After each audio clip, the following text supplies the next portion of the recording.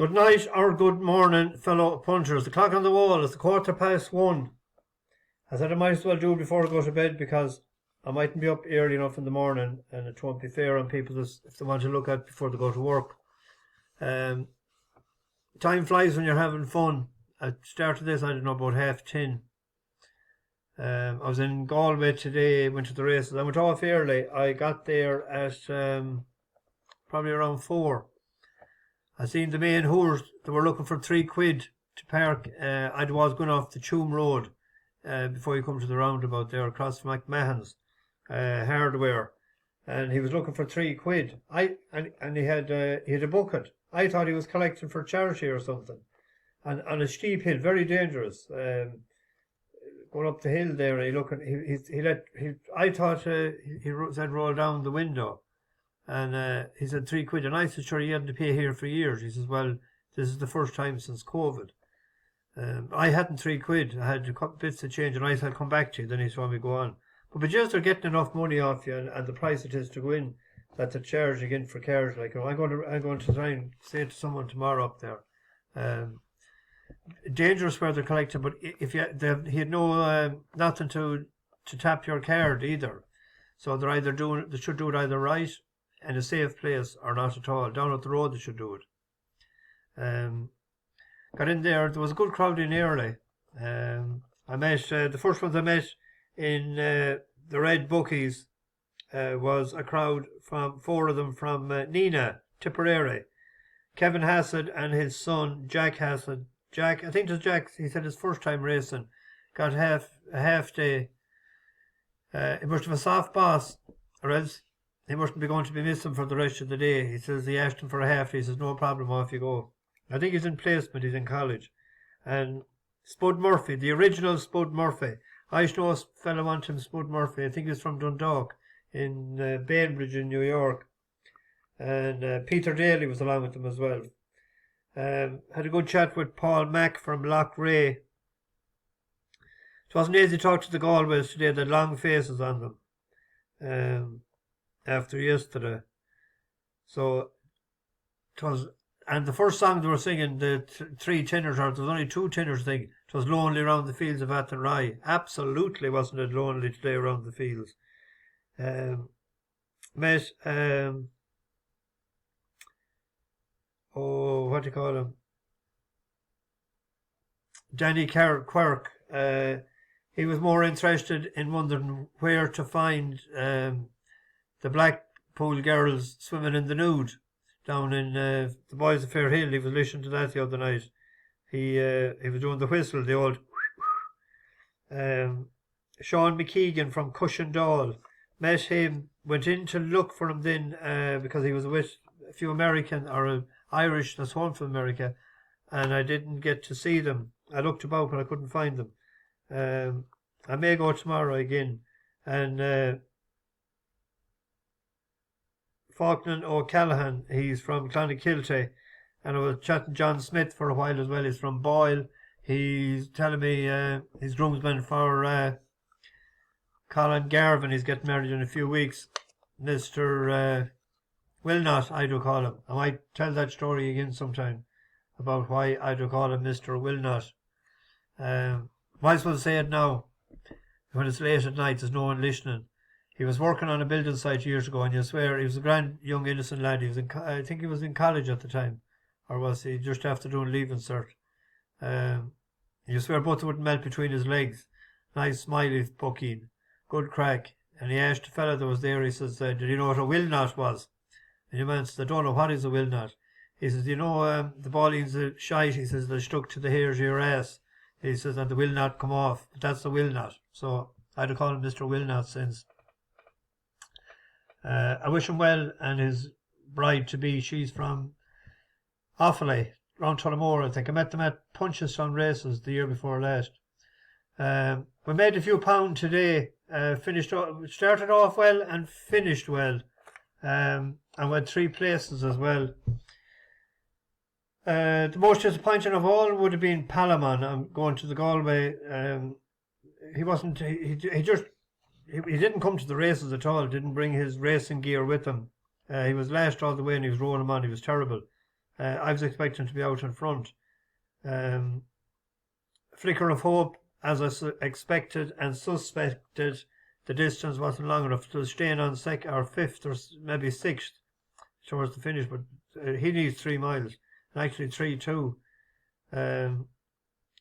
Truth be told, didn't stay on to be second for us, but Rock of Cashel, he got a great break altogether. That maiden has proved very good. As I said last night, even the 6th had run, and now he finished 8th in his maiden. He has won it as well. Rock of Cashel broke well. Said to the fellow beside me, I said, this yoke is going to win. Truth be told, very disappointing. Cuban Confusion was placed at 10-1, finished second.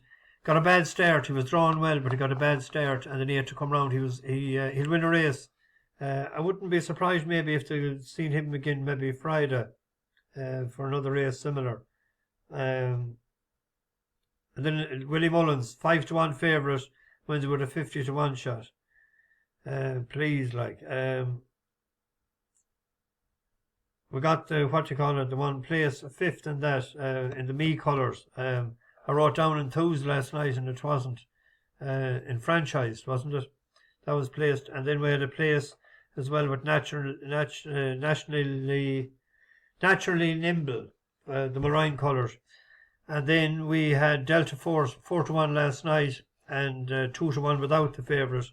Heavy money for that towards the off today. Charles Burdens, when he puts it down, he doesn't leave it too often, behind him in Galway especially. Won well. So not too bad. Oh yeah, we had the first winner today. He's a gentleman. Went out to 5-1. I was actually pulled into Clare Galway on the way up, and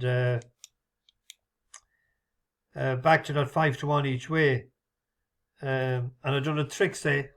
Had the first 2 up 11-4 biplane. That at 5-1. And what let me down? Yeah, you got it. The shortest of the 3 of them, stressful or stress free. I wasn't stress free after it anyway. Very few pound on the Trixie, but it'll be a hell of a lot more if the last one came in, because I done a Trixie and a treble. Anyway, on to tomorrow. I haven't as many videos set up as other nights, but I'll be able to try and rattle through them as quick as I can. The 150 is a nearly a 10 furlong 1-2 race. Infager was put up 11 or 12 pounds for winning. The horse that I'm going with in this race each way is Tony Montana. The distance is suitable because it runs very well when it runs at this trip. If you look there, it won in Chester at 10.5, won in Windsor at 10 of 87 and 91, and it's still only 94. Ran well enough the last day in York. I'll show that, I think I have it. But the previous run in Ascot was 1.5 miles, and if you go back when it ran behind Lordship last year, it was a mile 6, and he won in Newbury, beat Cracksing off 92. So it has been consistent enough for a good while. Hector Crouch was on it the last day. Who's on him tomorrow? David Egan back. That's no harm. Just have a quick look.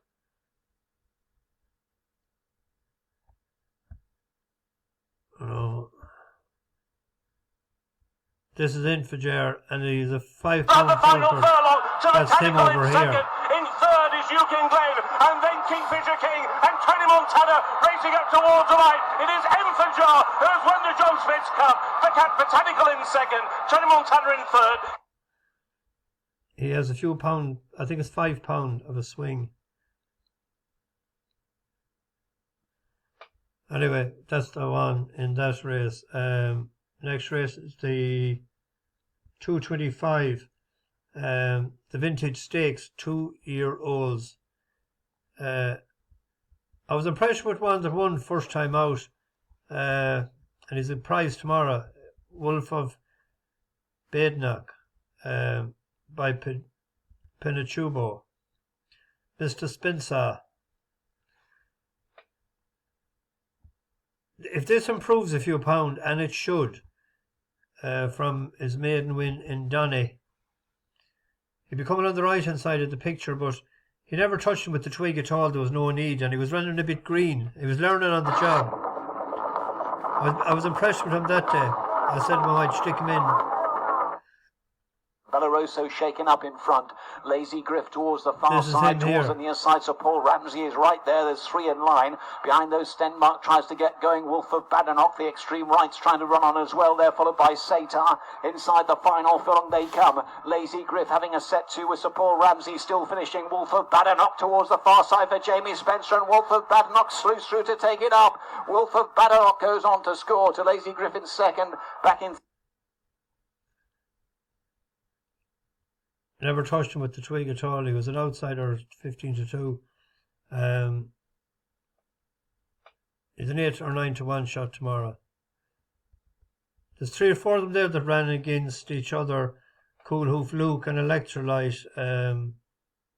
They were in the Coventry, wasn't it?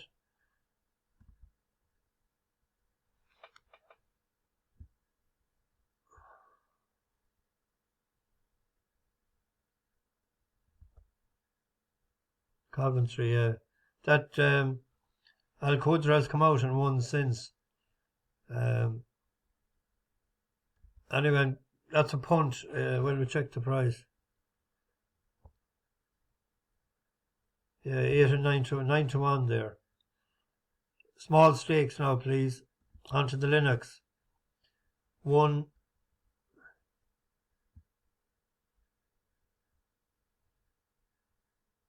Two of the last 3 years by Kinross, and it was in hard luck to Sandrine when it was second, wasn't it, in that race? The form horse in the race is Noble Dynasty.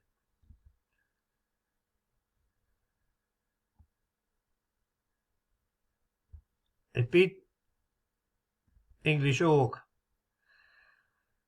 It was carrying in a handicap to carry 9 stone 12. English Oak was carrying 8 stone 11. That's £15. English Oak came out and won well. Where am I here? So how can English Oak beat it on level weights? And that won well since. I know it has improved. It was a 5-2 shot earlier. It's rated 150. It's 3-1 there still with William Hill. Noble Dynasty is the selection in the Linux. It's rated 115, isn't it? 115. English Oak 1.8. So it's £7 inferior still, and it's level weights.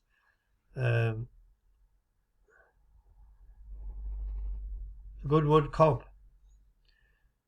Kyprios, everyone knows, long time followers would know how much I like this horse. There was a few good turns when it started off, winning first. And in Royal Ascot a couple of years ago, then it was off for a year, has come back. I think the bet in the race, it was 11-4 earlier, it's into 15-8 now, is without Kyprios, our buddy Sweet William.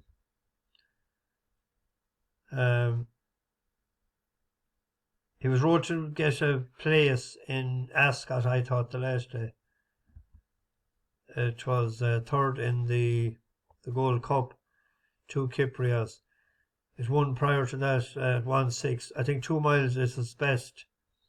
It should have beaten that time, beaten Coltrane. It was just tired and not fit enough at the time. There's only 7 in the race, so no one paying 3 places. So that's the bet, is without the Fav. The 410 is a 5 furlong sprint. I had a horse mart out to give him another shot. I think a lot of money from there is JM Jungle. It won for us last year in Goodwood, and it ran well enough We got money back and a bit of profit in the Rockingham, in the Curragh. But it won last year in Goodwood of 87. It's now 89. So winning at the track is no harm, but ran well enough behind Amazon Lady in the Rockingham. And Big Gossie has come out and won since, and Harry's Hill has ran well enough. We'll give it a shot tomorrow. I had it down as an each way bet. If it goes out 9-2, 5-1 each way. I don't think I have any. No, that maiden pass. Go on to the fillies handicap. Selection is an each way bet on Strutting. Brought back in trip for the Sandringham in Ascot.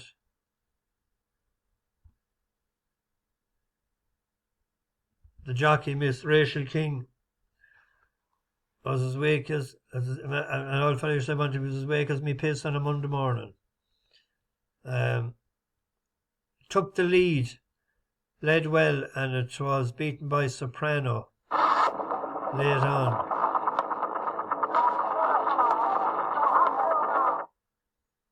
Chance as they move on down inside the last couple of furlongs. On the right, green and white strutting. Uluru in the green and red is now giving chase. Then Ragnar from Kitty Rose. Soprano Indelible has moved through over on the far side with a pink cap from Battle Queen. Strutting down the near side, Uluru. Soprano is still finishing off strongly. Indelible doing best on the far side. Soprano beginning to get up. Soprano hits the hinder.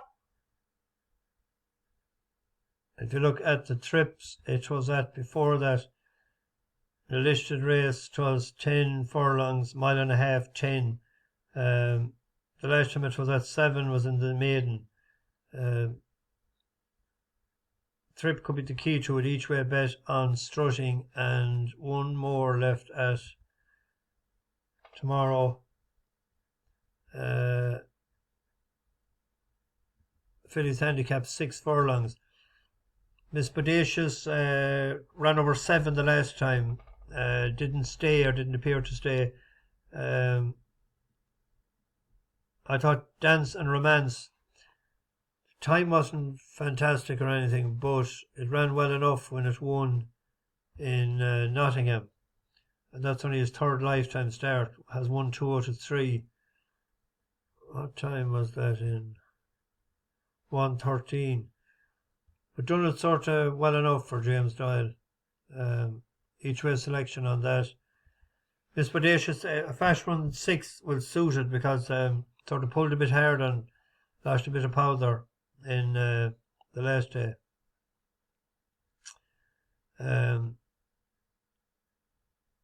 That's that.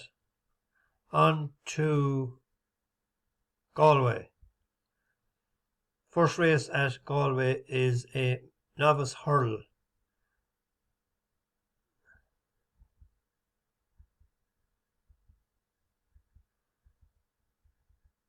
Has been won by a few decent horses in the past.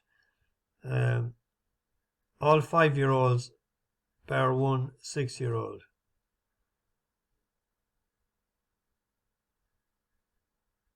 Willie Mullins hasn't won since 2019. He won it in 80. Oh, he won it last year. Arctic Fly. 3 out of the last 6. He has the Fav in it. Gosher, that won in where was that? To the flat track, I remember. Punchestown. Bedkime. Came from France. I thought a bet in it. It's short. It's evens, I think. 5-4. Al Gasparo for Gavin Cromwell. I backed that. I backed it each way and I backed it without the favourite. I was very impressed with it the last day when it went off in front and won doing handstands, beating Irish Panther. Irish Panther is Midland. But Gavin Cromwell, For newcomers to the channel, I for the big race meetings, I do a selection in every race. You can agree with me or disagree, because most people do. Everyone has an opinion about every race, so this is my angle at trying to make a pound in every race. What's the, rather than doubles or trebles or anything like that, and we'll try and have it each way. And if he's placed, and if he was second, then you get the bet without the fav, similar to what we did in the last race today. So without Gauscher, then it's a 5-2 shot. Onto the 5.25, a beginner's chase. Jet Setting Jim fell at the last when he was going well the last day. But the horse with the best form in it is Thecompanysergeant. He was in that particular race, but it was hard to know how it was going to unfold after the last Bowmore won it. He was coming to look like he was coming to win it. But if you look at the form of that, that was 2-1.5 on a flat sort of a track. If you go back here to a grade 1 behind Spillan's Tower, Flood Destiny, ahead of Zanny here in flank and manoeuvre. If he runs to that form, he should be here, even though he's 33-1. That was in a grade 1. He has a good old experience. Third run back after a layoff, small layoff. That's the selection in that race. Let's check the price. 94 5-2. I'm taking him. I take on Jet Setting Jim. Filly's Maiden. Horse that ran a very good race first time out was Bubbling. So this was won last year by a first timer trained by Paddy Toomey, wasn't it?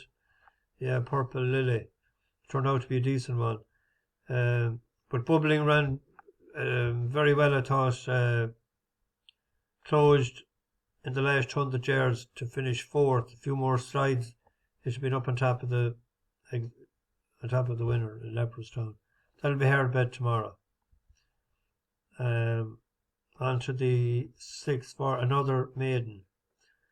Dermot Welch has a horse in this favourite and ran similar to the one that ran terrible today, but I thought the bottom one,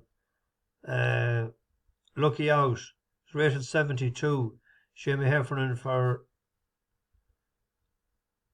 Tony Mullins.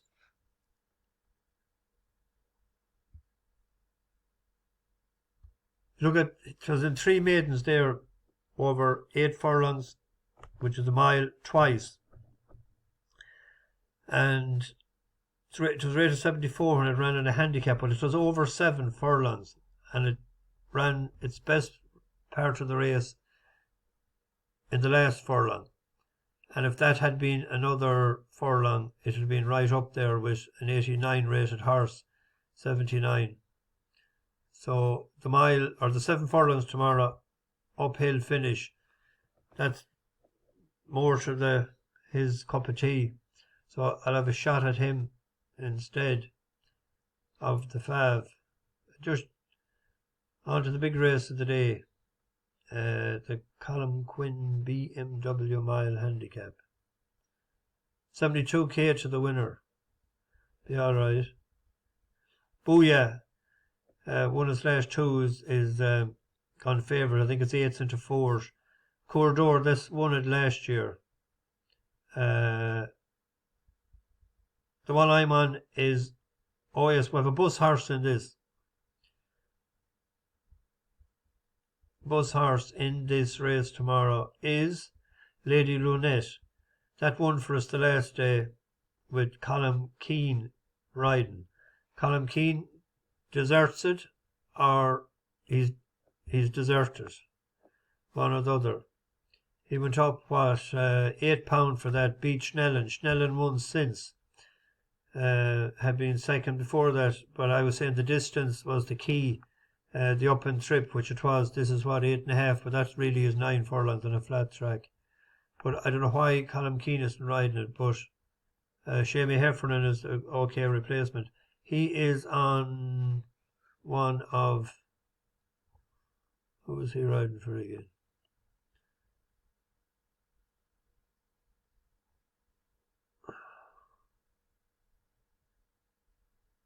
Riding for Brendan Duffy on Plum Noir. That is a shot at it too. We have our buddy Earls running there tomorrow as well. Probably need more cut on the ground, to be fair though. But the selection in the races, this song is for you. It's a 6-year-old. The handbrake was totally on the last day, as high up under the docks there as possible. This won a bumper in Galway a couple of years ago. Actually, we were on the 12 pins that day at a big price. And they've gone back on the flat now with it. Ran 7th of 7 the last day. That doesn't tell the whole story. I pity I haven't the video set up, or have I? No. Another one set up. I didn't. I should have. But the handbrake was on totally. With this in mind, I'd say the big pot for the Mees. Is there any other entries during the week? No. Each way bet on that is 8-1 with 365. Lady Lunette, we're backing it as a loyalty bet, but it's a 4-year-old, and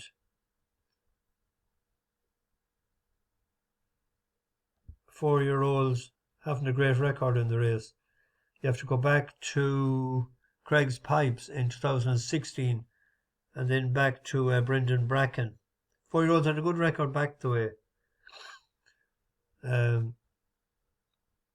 But she'll be staying on. You need to be drawn high, as you can see there as well. 15, 19, 17, 12. There was someone telling me tonight about Casanova, but it's an 8-year-old and it's drawn trap 4. I was against that. Lady Lunette has drawn 18, and the song for you, I'm going against the grain there. It's backed in it's drawn in single digits, which isn't a plus, but it has Chris Hayes up, and he'd have had a pick, I'd say, out a few horses, wouldn't he? The 745 is another handicap. 50 to 80. 4-year-olds have a good record in this. The last 1, 2, 3, 4, 5 out of the last 6 has been a 4-year-old, and I think a 4-year-old will win again tomorrow. That is Alpha Capture for the leading national hunt trainer and the top jockey, Willie Mullins and Colin Keane. This now is rated 74, went up £3 for winning in Killarney, and he took his time coming through, and great turn of foot in the last 200 yards. But if you look at previously when it was with Willie Haggis, it won one of his first 3, 2 of his first 4, it was rated 100, and then it came way down in the rankings and the ratings, and when it joined Willie it was 72, 19 of 21, and went off 11 to a second favourite. It improved a sight then the last day, and I expected it to come up the hill flying it tomorrow, hopefully get there in time for the old boom. 15 to 8 shot. And then in the lucky last, 8.5 furlongs.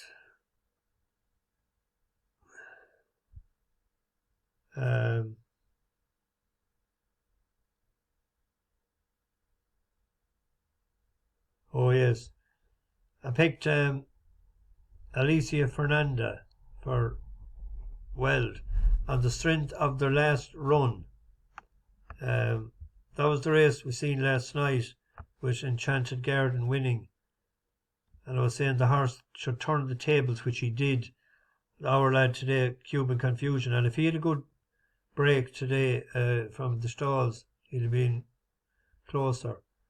We'll see this race again now, and I'll show you where. And it's Red Heel and This is Wesley it here Joyce with in the the white lead. face. From Rumbled Again, Keelan Kenny on the Alexandra. outside of Clarendon Bridge. Is it and Joe Joe Hayes Hayes followed round the home Keep an turn eye by on it. Roman Harry. On the inside, Alessia Fernanda making good headway in the purple colours is Enchanted Garden with a furlong and a half to go, then Shoot to Kill. Look at this Red here, Heel he got into strongly horrid pressed by bother. Enchanted Garden, and between them is Rumbled Again, followed by Clarendon Bridge, up the rail Oriental Dancer, then Imperial Dream. Alessia Fernanda's next, but out in front is Enchanted Garden. Jack Cleary scooting away from Imperial Dream. Rumbled Again, Summer Snow runs on with Cuban Confusion, but it is Enchanted Garden doubling up after a break. Imperial Dream best of the rest, and then Summer Snow and Rumbled Again and Cuban Confusion. Really good performance and a first win in the turf after layoff for... He turned around the form on that lad today. It's an each way. They're paying what? There's 21 declared. Well, that's be 18 runners. Paying 5 places in that. It's an open race. Yeah. I'm a long time talking. I'm over half an hour. I didn't realise it. It's a Monday night. I was into Tuesday morning. I'm going to sing a song as late as it is, because I'm nuts. This one is for Joe Quirk. He's getting a new job down in Killarney. He's going at the Jervis. He's a horse for that. Are you going across to Ireland? Will you take me in your car? I'm sure you'll find my conversation sound. I can pay my way entirely. I'll enjoy your company. Leave me off at any Tipperary town. Sure, there's Cashel, Tip and Laura, Old Boris and Claheen. You can take me where I've never been before. In Dundrum, Roscrea or Carrick, in Clorless or Clonmel, or my birthplace in the town of Templemore. Leave me on the road to Nina, where the rippling Shannon calls, and the Yarra mountains join the silver mines. I'll be happy to incare where the Galtee shadows fall. I'm at home in any Tipperary town. I relive again the memory of days I used to know, ere I let my wandering dreams invade my mind. In that little town of Imla I knew so long ago, how I rue the day I left it all behind. Leave me on the road to Nina, where the rippling Shannon calls, and the Yarra mountains join the silver mine. I'll be happy to incare where the Galtee shadows fall. I'm at home in any Tipperary town. They're not me pyjamas. They look like pyjamas, but they're not on yet. But by God, there'll be something on under the belt shortly, or under the quilt shortly. Bash the bookies over and out. It is now 10 to 2.